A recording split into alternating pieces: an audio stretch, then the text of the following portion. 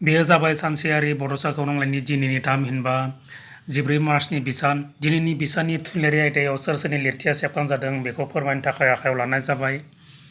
अनिल कुमार ब्रह्मनि फुंबिलि, क'क्राझारनि गलाब खुंगुर बसुमतारीनि आबिर,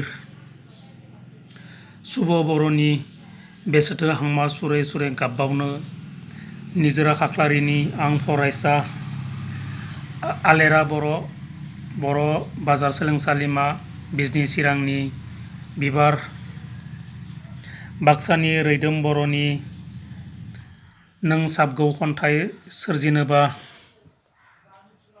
क'क्राझारनि मिथिसार नार्जारिनि थांखि, लालमहन बसुमतारीनि नागिरनांगौ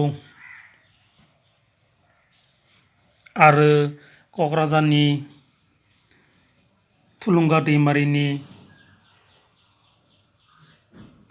बावगारलांबाय खन्थाइया सेबखांजादों।